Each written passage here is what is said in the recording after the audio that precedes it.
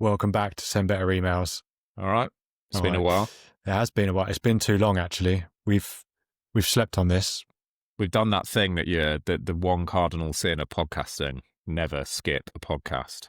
Yeah, and I think we might have skipped maybe 2 or 3 weeks. At least, yeah. Yeah, it's not very good. But anyway, we're back. I know everyone's missed us. We've been inundated with messages, about how disappointed everyone is. So we thought we'd better jump on and record something. This isn't actually going to be the first episode after the break either, because we've had one in the barrel that I've not released. So that's coming out this coming Thursday, and then this one's coming out the Thursday after. Oh, so actually the spiel then should have been last week's episode. Yeah. The whole, but when we recorded that, we didn't know that there was going to be a 3-week break. True. It's all pretty meta. It's like Avengers Endgame. It's getting a bit confusing. Yeah. I don't know that Avengers Endgame was like that confusing, but... Well, it was. It's like, you had Doctor Strange doing the 14 million to 1 or whatever. Yeah. Oh, yeah. That was cool, actually. I should watch that again. Yeah, I should watch I should watch them again as well. What have we been up to? We went to Ibiza, me and you. Yeah. For the Agency Hackers Conference. Yeah, business trip. Lots of business. It was, it was good, wasn't it? Yeah. I don't think we didn't learn too much about email marketing, but I think we learned, we learned some stuff about running an agency, which when you run an email marketing agency is equally as important, I suppose. Mm-hmm. Yeah, conference was good, speakers are good, networking was good, met some nice people out there. Weather was nice. Did you see the flooding that happened like literally the day after we left? Yeah, it looked like Noah's Ark. It looked biblical. Yeah, and can you imagine the flight that we had out there on the way out, and then if on the way back we got stuck in that flood, that would have changed the face of the trip. Yeah, it would have completely. Yeah. We had a bit of a flight from hell. I mean, it could definitely have been worse, but it was pretty special, wasn't it? Yeah, I mean, it was a passenger thing, not like a turbulence thing or anything like that. It was, everyone was safe, surprisingly, I think, given the rowdiness of the passengers. I guess it's what you ought to expect when you're flying to Ibiza, but I think it was particularly fruity, wasn't it, Jamie? It was, yeah. I think there is that, what you would expect from a Ryanair flight out to Ibiza, but then this did kind of go over that line. I think it did take the biscuit. There was vaping going on. There was spilling drinks over other passengers. Yeah. There was being sick on the floor. Yeah, I've never seen a group so hell-bent on trying to crash the plane. Like making WhatsApp calls as we were taking off, like to see whether they could disrupt the systems. Like, it was like mixing together 3 different shows. It was like a mix of 24 Hours in Police Custody, mixed with Love Island, mixed with Mythbusters. Yeah, and they were throw in Snakes on a Plane. Snakes on a Plane. And me and James happened to occupy the 2 seats that were in amongst this crowd of lads. Anyway, it was a rocky start to the trip, but it was, and it was funny because we got to the conference, and as we were walking in, they were sharing like traumatic flight stories, and they were all just like, the guy next to me had 1 too many beers, and we were so traumatized that we didn't even want to talk about it. We thought that's when you've had a bad flight, when you don't even have a fun story out of it. No, you just have PTSD. So that's what we've been up to, but. We want to talk a little bit today about Black Friday because that's coming up and that's important. So we feel like we should probably give that some airtime. And I think the approach we want to take, as opposed to we'll talk about some specific tactics you can use. And so you'll come away from listening to this episode with some cool little tips. But I think what we want to do is zoom out a little bit and look at Black Friday and the strategy around what happens before Black Friday, during Black Friday, and then after as well. Because I think it's such a key period of time for e-commerce brands. And we don't want to just kind of be blinkered and look at that one weekend as a sales opportunity, but we want to look at what happens before and after as well. Yeah, and Jamie, you're mostly going to be leading on this because you're responsible for our e-com arm of the business, and so I'm very excited to grill you a little bit rather than the other way around, which is usually how these podcasts go. Nice. Okay. And so I think we should just get straight into it. I suppose just it makes sense to just follow the chronology of approaching Black Friday before, during, and after. We're currently recording, by the way, for anyone listening, kind of months into the future, on the 7th of October, so quite early in the month. And Jamie, I don't know if you know this, but October is actually one of the biggest months for email acquisition for e-com businesses. So you're growing your email list more in October than nearly any other month. And so I suppose that leads in nicely to, we're currently before Black Friday. What can businesses be doing? How should they be looking ahead towards Black Friday? Exactly. I think this is being released next week as we're recording it, so you'll be listening at the earliest you can listen to this is the 16th of October, which means you still have like maybe 5 or 6 weeks before Black Friday. So loads of time to still do some before stuff. Hopefully you'll have a strategy in place, but if you don't, then that's fine. Don't panic. Let me just do a quick plug. We are doing Black Friday audits and strategy calls for e-com brands. No charge for that. We just do a little mini thing, a quick discovery call. We dive into your Klaviyo account, do a bit of an audit, and then give you some strategy points for Black Friday. Of course, there's a proposal in there for our support, but if you want that, you can reach out. But you asked me before Black Friday, what do we want to do? So I think the first thing we want to do is sit down and think about our strategy. And so first it's, what did we do last year? Did we do anything last year? If we did, then, what went well, what could have gone better? What were the figures that we achieved over that weekend? And kind of start setting some targets. So I think that's the first thing that I would do before anything.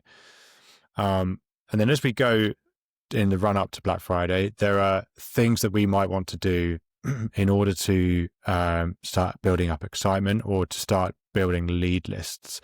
And so some of the work that we do for e-com brands is helping them with, not directly because we're not ads people, but running automations behind, say, a meta ad campaign that's a lead building ad for Black Friday. So that's how you can start to generate some anticipation and excitement for that sales period.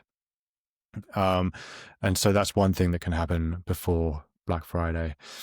The other thing that we want to think about is our offer architecture, and I think it's really easy to knee jerk into discounts.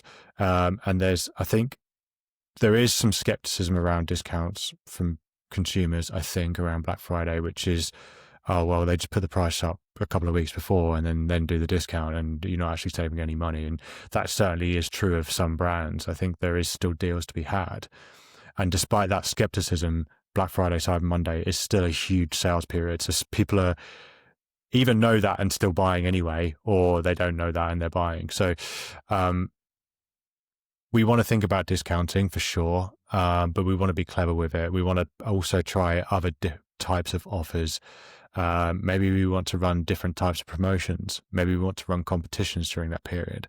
Maybe it's a free gift with a purchase. Maybe it's some other type of offer than just a straight discount. And I think most e-com brands will be running a discount through the year anyway, just for signing up for emails, right? So it's got to be something different. And maybe saying, okay, let's offer more discount. Yeah, that's different, but maybe it's not good enough. And so we think about that a little bit. It doesn't have to be site-wide, for example. It could be certain products. And then the other thing to consider here is also strategy for those brands that don't have discounting as part of their strategy at all. It goes against their brand values to discount. So these are all things we want to be thinking about in the run-up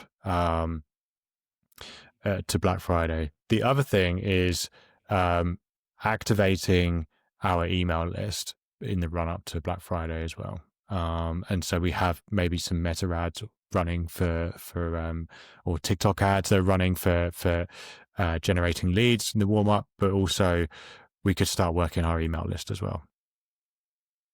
Nice.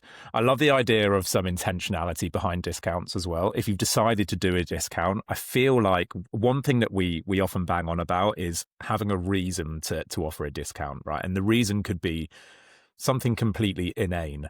But I feel like Black Friday now has become so ubiquitous that actually it's not a good enough reason to offer a discount, that there needs to almost be something more. I had this daydream this morning about this idea where, because obviously, Jamie, you and I are going for a big golf phase at the moment, and I had this daydream of a golf brand that offers a discount based on your handicap.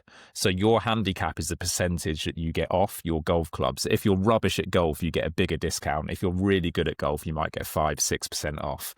But that being kind of a hook to get like beginners into their brand and get them using the brand, hopefully for the rest of their lives. So having some intentionality behind your discount, not just, I think it's lazy to just, let's just throw 10% off everything. I think it's much better if you can think of something that is maybe in some way connected with the product you're selling or your brand. I think that resonates, that sticks through cuts through the noise of Black Friday. Because I guess that's the other thing, Jamie, as well, right? Like, because everyone's doing Black Friday now, it is progressively harder for brands to really distinguish themselves in the inbox. Yeah, 100%. I think we're kind of moving into the during Black Friday kind of segment now. And so if we think about that, we have to look at all of the different levers that we can pull. We have to be more clever than just saying, okay, well, here's a site-wide discount. We can use countdown timers for what psychological lever is that kind of urgency. We can use limited stock or limited releases for that scarcity element. These things can still be coupled with discounts. So it's like, okay, well, there's a discount, but it's only available for the next 12 hours. So you got to grab it or you're going to lose it. There's limited stocks. Okay, well, yeah, we are going to do a discount here, but there's only 50 of them. And so I think there's so much more that brands can be doing when it comes to offer architecture during Black Friday. And you see it with Amazon and Prime Day, right? And they always have like the timed things. It's like, okay, well, this offer's going live at this time and there's countdown timers, etc. I don't ever think the offers are that good, if I'm honest, on Prime Day. But if you're someone who's running an e-com store, I think that there is some lesson to be learned in that. So that's something that's cool. Free gifts with purchase. Okay, but it's only the first 100 that buy it. Some of these, I think the reasons why brands might are scared away from using some of these tactics is because they're more complex to fulfill. But I think surely during a sales period that's so big in the calendar these days, if there's anything that deserves some extra resource and some investment into kind of get the more complex fulfillment strategy down, it's during Black Friday, Cyber Monday, and then maybe Christmas or whatever. So yeah, I think you're right. How can we just be a bit more clever with discount? Go on. Let's talk about send frequency during this phase of Black Friday, which, by the way, feels like it's getting longer and longer every single year. It used to be one day, now it's a weekend, and it's pretty soon. I think it'll be the entirety of November. But we've done some building up. Maybe we're running some ads. It gets to the week of, let's say. How should we be treating email? Obviously, Black Friday is a multifaceted, multi-channel event, right? You're going to be on socials. You're going to still be running ads. You're going to be updating your website so that it's optimized for Black Friday. All of that good stuff. How does email fit into this? How often should we be sending emails? Should we be worried about spamming and pissing people off? Where's the line here? What's your advice? I appreciate it's not going to be one size fits all. Yeah, I think, and also like, there's still such a big element of us not being a one single source of truth here and pretending to know absolutely everything. I think there are some things that we know, and there are the things that we like to test, and some things that we have done that we know works well. But I think what we need to think about, as we do throughout the whole year, is not thinking about what we're sending, but thinking about what the subscribers are receiving, because that's a key difference. We want to think about the context of the inbox, and this is probably one of the hardest times of the year to cut through the noise on any channel, and especially in the inbox. There's going to be an unprecedented amount each year. There's going to be an unprecedented amount of emails being sent from brands to subscribers and customers. And so there is never a more important time to find ways to cut through the noise than there is during the lead up and during Black Friday. So when it comes to send frequency, there is 100% a very good argument for increasing your send frequency by quite a lot. I think during the week before, during Black Friday, Cyber Monday, and then in the week afterwards, I think there's a good argument here to be sending, especially if you're using segments, to be sending at least 2 or 3 times a day, I would say, to segments. And I think if people are receiving 1 or 2 emails a day from you during the core of that period, I think that's okay. What I'm more interested in, though, is the strategy behind those. Is not just, okay, well, Jamie said on that podcast, I need to send this many emails. Instead, I'd be more interested in you asking yourself the question, okay, if I'm going to send that much, what's the strategy behind it? I'm not just going to blast out to everyone. I know that I have these segments available to me. I know I have these VIPs that might want to hear from me more. Maybe they're going to get more than that amount. Maybe I have people that are unengaged and they're going to get less than that. I know I've got people that haven't bought from me in 3 months. I know I've got people on my list that haven't bought from me since Black Friday last year. So, there are all of these things that we can do. And now is the time for you to interrogate your email list. So this is a bit of a before Black Friday thing. Interrogate your email list, get it organized, and so that it's in a place that you can attack it, which is, a bit of a weird word for that, because it's not, but so you can attack it effectively during Black Friday. So get your segments in order, give your list a clean, understand who is in your audience that you can target, and then start to create a comms plan. And then that's what unlocks effective high send frequency during that period. Not just, okay, I wake up the week before Black Friday and I'm now going to send 3 emails a day to my whole list as a bulk. Nice. Love that. And by the way, I think attack is a great word. I do think for a lot of brands, preparing for Black Friday is not too dissimilar to preparing for a battle of some sort. So, one tip for the lead up to Black Friday then is read Art of War. Yeah, exactly. And prepare yourself. Start doing some press ups.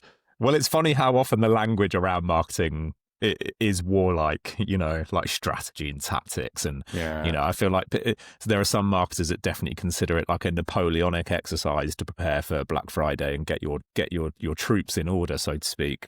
Yeah. Maybe there's a separate episode here that we need to talk about the over masculinization of marketing terminology. Whoa, you're so woke. Oh, I'm so woke. Yeah. Oh, God. You should put that on LinkedIn, mate. Yeah. Am I right, girls? Oh, yeah. Yeah. And also, what about the price of menstrual products? Am I right? Yeah. Where's Black Friday offers for those? Yeah. Anyway, stop white knighting. You're not impressed with me. Okay. I've got a couple more questions. I want to talk about what happens after Black Friday. You mentioned before we started recording that is perhaps the most important time. I also want to very quickly touch on, Jamie, and this is more just sort of like a fun aside.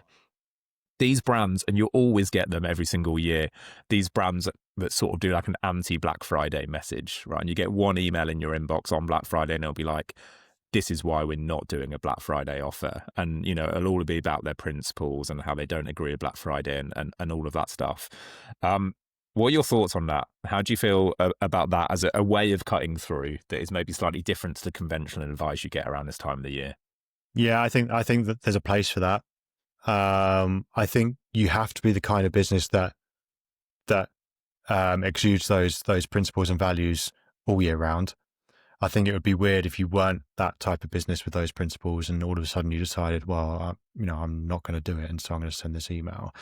I think if that is something that's intrinsically woven into the way that you operate as a business, and there's nothing wrong with making that statement. My question to you would be, if you need to make that statement, that email you send will still probably generate revenue. So you're probably, is that hypocritical to send that email during Black Friday? Or is it, if you don't believe in it, is it better just to stay quiet? I don't know.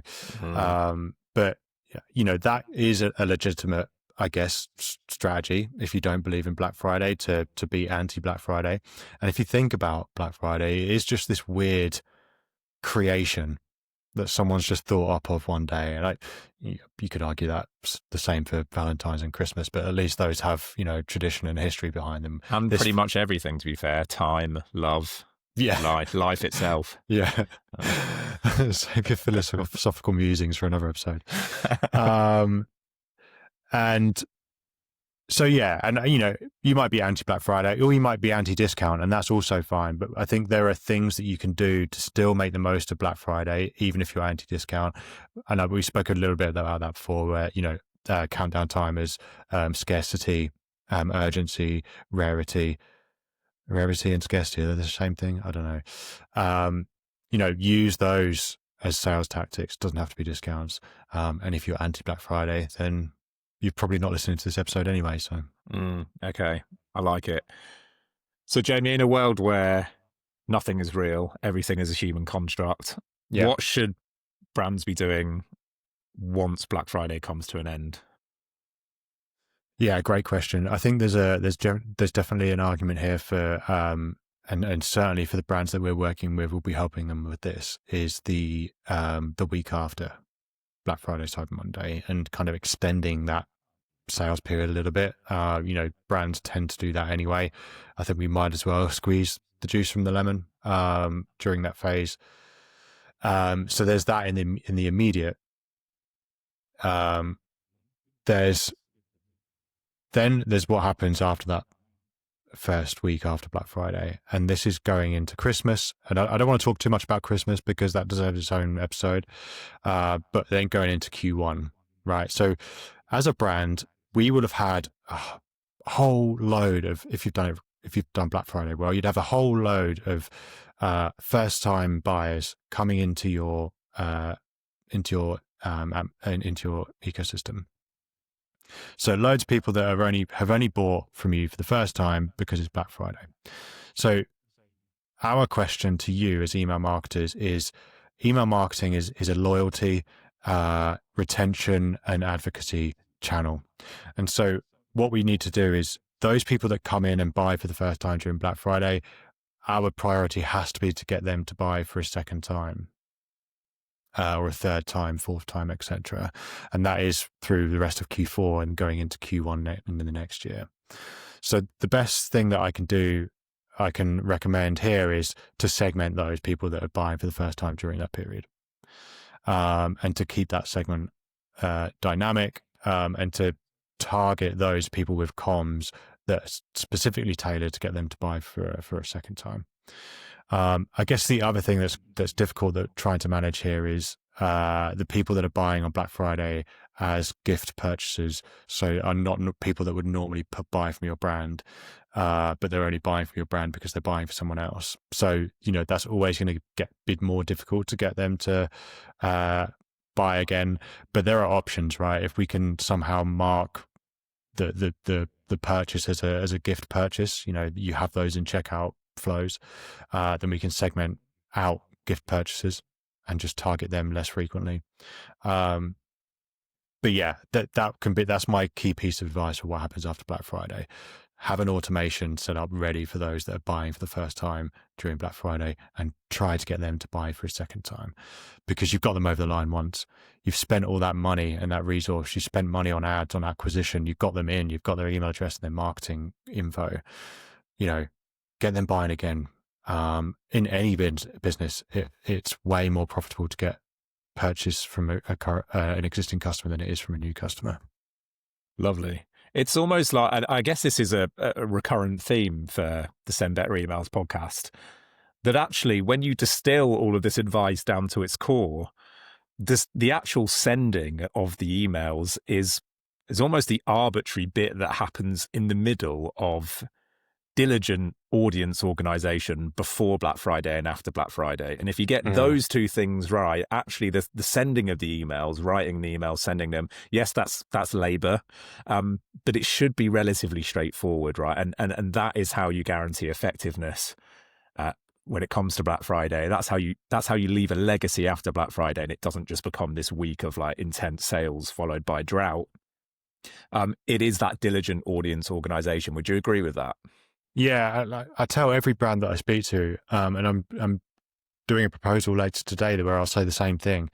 80% of what makes good email marketing is database organization and strategy.